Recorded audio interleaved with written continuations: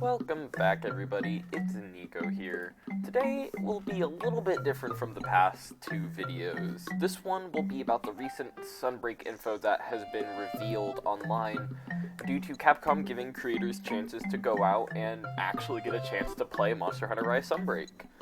So, today we're going to be looking at one of the videos from IGN Japan and their hunt of a Seregios, while I just sort of talk through it, give my thoughts and hopes for Sunbreak, and, yeah, that's just a quick overview of what's going to happen, so without any more delay, let's get straight into it. So, this is a follower quest which we know has been revealed, and here we have Master Arlo using his large old gun lance. Also, that is a very vibrant shade of purple for the, purple sharpness tier, which I think is going to be very helpful to, easily discern when you have purple sharpness.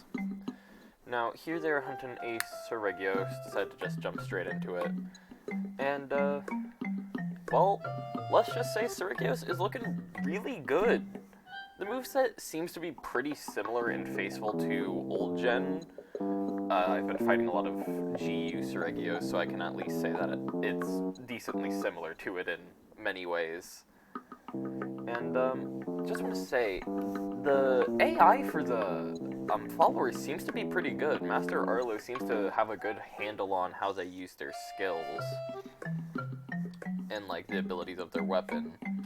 Now, here with the longsword, we got the Lunagaron set going on, and the Lunagaron weapon looks pretty good, though, as we will talk about later, thanks to Rage Gaming, we gotta look at the fact that, not Seregios, Lunagaron armor doesn't appear to be the best. The equipment isn't that great, it's only placed one above Remobra at 114 defense, so it's better than a fully upgraded set of Valstrax armor at its base, but to be fair, it seems like Lunagaron's going to be a pretty early monster. However, the equipment clearly works well enough for a Seregios hunt. So there we actually get a look at them using the brand new types of wire bugs which alter how Wyvern riding works. I believe the one they just picked up is what allows the mounted Punisher to do more damage. And, so far it's just some basic gameplay. We get to see the switch scroll swap every now and then, changing how the weapon works. We get to see just... Honestly, I'm mostly here to ogle at the Seregios model. I think Seregios has always had a pretty cool design, and the fact that we get to see more of it just kind of really makes a cool effect. And now we actually get a look at some of the Seregios' Wyvern riding attacks, which were pretty cool, honestly. You have just some standard, like, blade throws, as if he was, like, inflicting poison, but not poison bleed, but I don't think you can bleed other monsters. He's got the swoop, which kind of reminds me of his pin attack, which I'm very hopeful for Sunbreak, because I hope he still chucks players at other hunters. And, yeah, overall, we just get a decent look at Seregios' Wyvern riding moveset. He appears to deal pretty decent damage, but I also don't remember how the damage scaling works.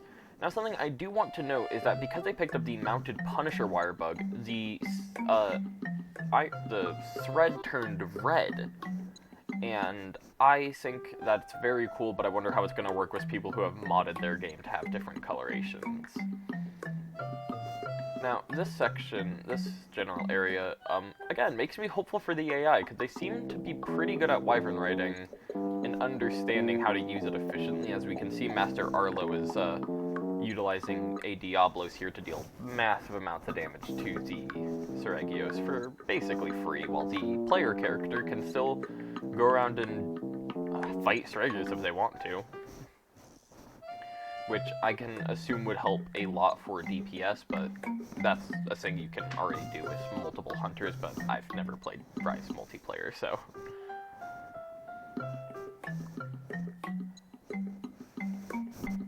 Yeah, here's just a fun little look at Seregios squirming around, and shout out to all the people that are going to make models of Seregios and have to do so many scales. I know people don't like to do Nergigante for that reason. It's got a lot of spikes.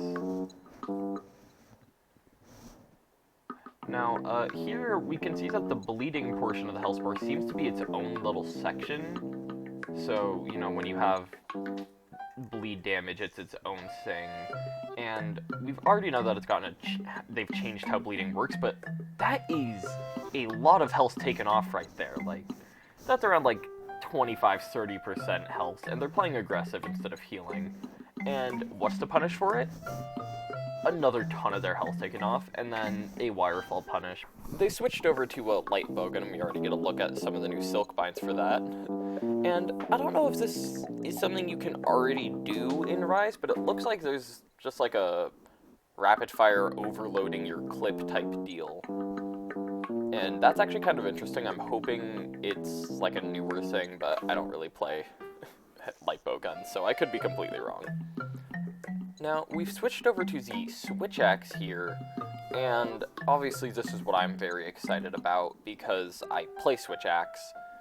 And, well, I'll just say this. I'm proud of the fact that I was correct on how the counter works.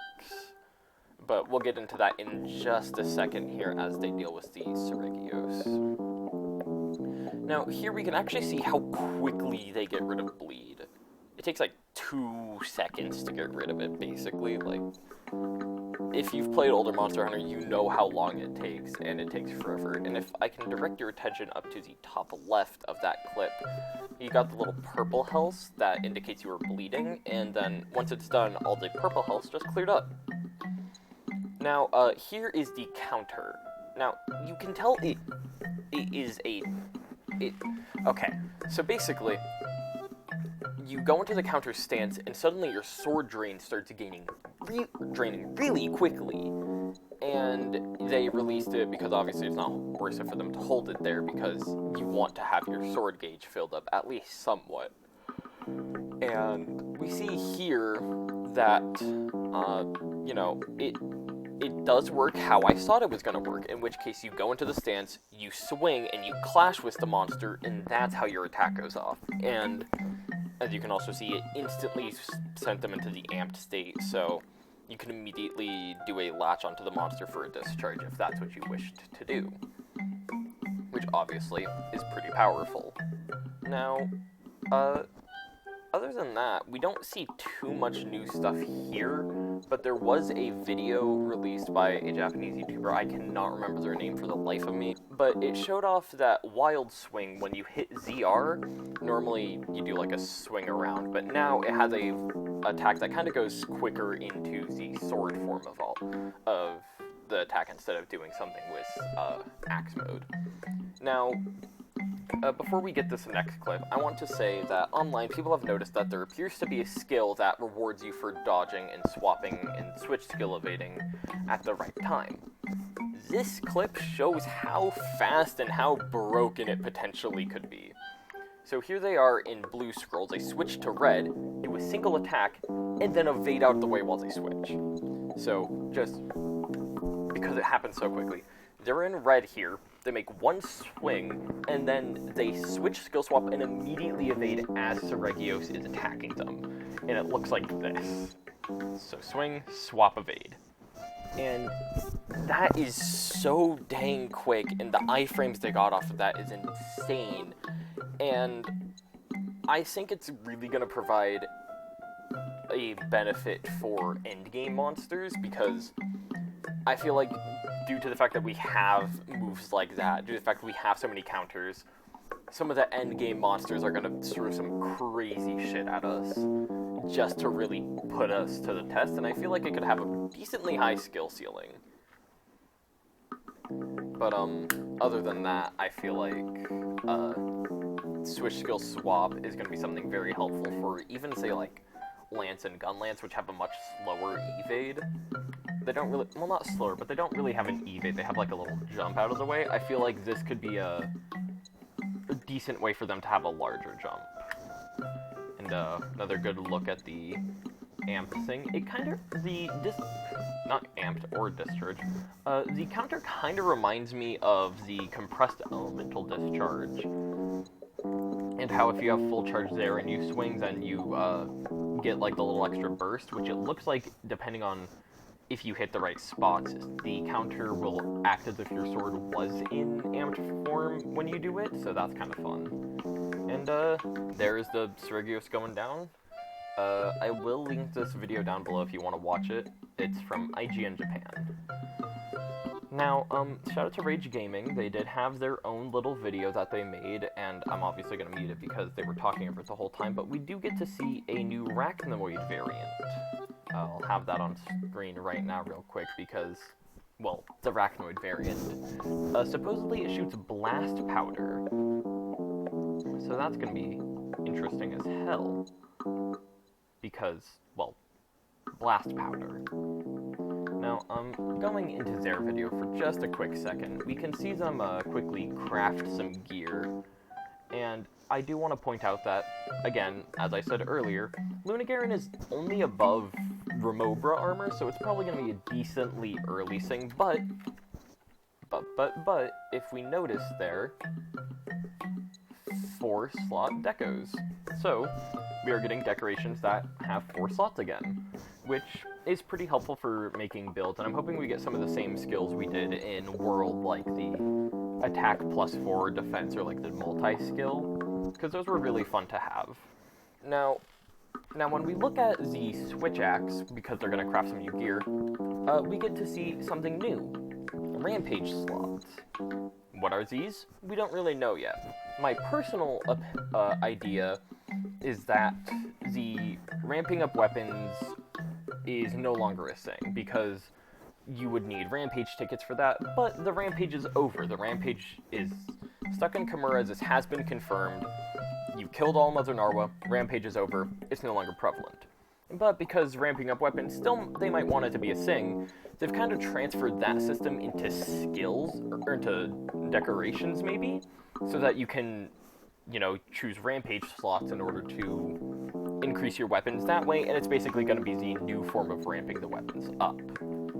But that's just my opinion. We do see as well with the Lunagaren weapon, 300 damage raw? That is a lot. 300 damage raw is insane. I think one of my highest... I can't remember my strongest weapon in Rise, but I think even my strongest only go up to around 220-ish. So having 300 raw on a supposedly early monster is going to be pretty damn nice. And we can see, thankfully, the crafting recipe for it, so that's just fun. I always like to see what weapons need to craft. And we can also more easily see what sharpness you get if you have the handicraft skill. It reminds me of how they did it in World, which I thought they did pretty well. So yeah, I'll take that, that's for sure. So with that, that's all the information I have to share. I'm personally incredibly excited for Sunbreak. I'm really excited to see what other Switch skills we get that haven't been revealed yet. And I think that, honestly, it's going to be pretty balanced. I think there's not going to be too much of an issue with, like, player scaling compared to the monsters. I think that it's going to be pretty nicely done. And, I'm hoping that high-rank gear, like current high-rank gear in Rise from the hub, will be effective for the high-rank village, but I'm hoping that, like, stacking-wise of how good gear is, I'm kind of hoping it's a low-rank, high-rank hub, high-rank village, and then G-rank hub, because I'm pretty sure there's no G-rank village? Not entirely sure. But, yeah. With that, I just want to say thank you all so much for being here.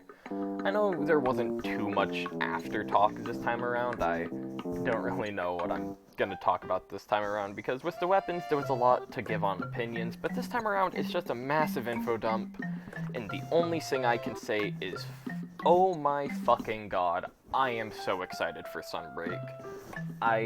We only have 23 days left as of right now, June 7th, right? June 7th? I think it's June. I don't actually know my months. Yes, it is June 7th. I'm super excited to get it in my hands. I'm going to play the crap out of this game. I'm so excited to just see everything it has to offer. And If I remember correctly, we're going to be getting another trailer soon for the first title update. In fact, as of today, this morning, Capcom revealed that they're going to have a presentation on June 13th, so 6 days from now. You can bet that I am going to make a video about that, hopefully the day it comes out or the day after, because that's going to be fun to see what they decide to reveal. I'm pretty sure it's going to be about the title update they said, but I can't remember exactly. But if it is, we'll get to see what they have planned for after launch. If not, well then we just get to see whatever they have planned. Personally, any information is going to be good information unless it completely affects how it makes me view the DLC, but that's probably not going to happen. So anyways, with that, I'm going to let you guys go. I hope you've enjoyed. As you can see in the background footage, we have Generations Ultimate because the capture card has come through. Expect that to happen. I will be making Sunbreak content. Just flat out, that's going to happen. Anyways, I hope you all have a lovely day, and I will see you eventually. See ya.